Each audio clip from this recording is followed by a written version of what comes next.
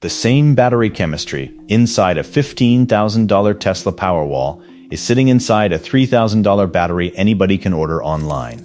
That's number 7 on this list, and it's your first clue that you're not paying for the cells. Because every serious home battery sold today runs on the same lithium iron phosphate chemistry. So when one system costs 5 times another, the gap isn't the battery itself. It's the install model, the locked software, and the certified dealer who's only allowed to sell you one brand. There are 7 traps in this business, and they count down to the one Tesla's own installer network will never print on your quote. You'll see which specs get quietly inflated, which recall everyone blames on the wrong product, and the 3 systems I'd actually spend my own money on. So start with that number on the brochure, the big kilowatt-hour figure, the one the salesman circles. An EG4 wall battery is sold as 14.3 kilowatt-hours, but the usable number at a healthy depth of discharge is closer to 11.4. A Tesla Powerwall 3 gives you 13.5 usable, an Enphase IQ 5P, just 5. A FranklinWH 215, those gaps aren't lies exactly, but they're the reason. The only honest way to compare these is cost per usable kilowatt-hour, not the sticker on the front.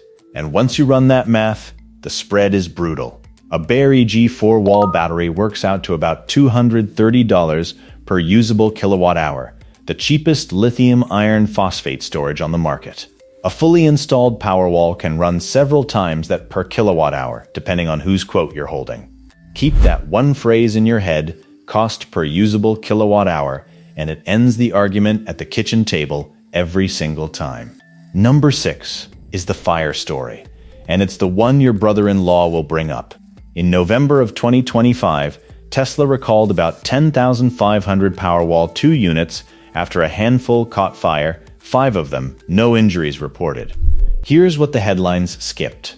Those were the old Powerwall 2 packs, built on nickel-manganese-cobalt chemistry. The Powerwall 3 being sold right now runs lithium iron phosphate and was never part of that recall. So if anyone tells you the current Powerwall is a fire trap, they're 3 years and 1 chemistry behind. That's not me defending Tesla, it's just what the recall notice actually says. Number 5 is round-trip efficiency, the percentage of power you put in that you actually get back. Tesla advertises 97.5%, but that's a direct current, brand new, perfect temperature number.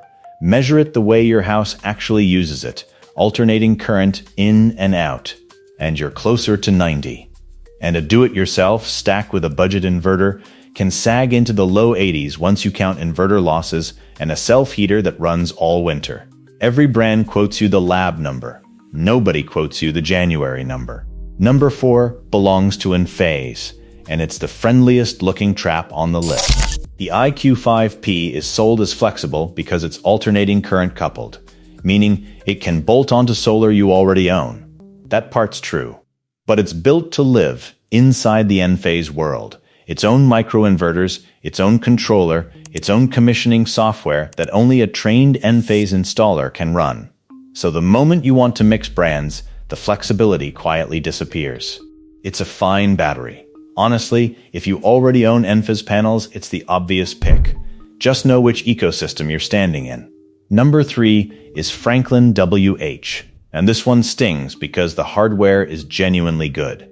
The aPower 2 is a 15 kilowatt-hour unit, inverter agnostic, 15-year warranty, but the battery runs around $11,000. The required gateway adds about $3,500 more, and installed you're looking at $15,000 to $18,000 for a single unit. Now stop and notice the pattern. Tesla, Franklin, Enphase, EG4, all 4 are the same lithium iron phosphate family. The cells inside aren't what separates a $3,000 box from an $18,000 one. The wrapper is. Number 2 isn't a brand, it's a number that vanished. For years, every quote leaned on the 30% federal battery credit to make the math work.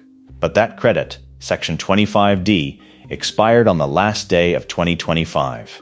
So if a salesman in 2026 is still waving 30% off in front of you, he's either out of date or hoping you are. Check the date on every savings projection you're handed. The rules changed, and not everyone updated the script.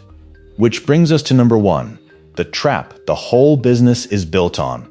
Tesla will actually ship you a Powerwall 3 on its own now. They call it Powerwall Direct. But only a Tesla-certified installer is allowed to switch it on without voiding your warranty. And it only runs through Tesla's own gateway and app. That certified installer sells Tesla. So the cheaper battery, with the same chemistry, the one sitting in another tab on your screen, never appears on the quote. Not because it's worse. Because the person writing the quote isn't allowed to mention it.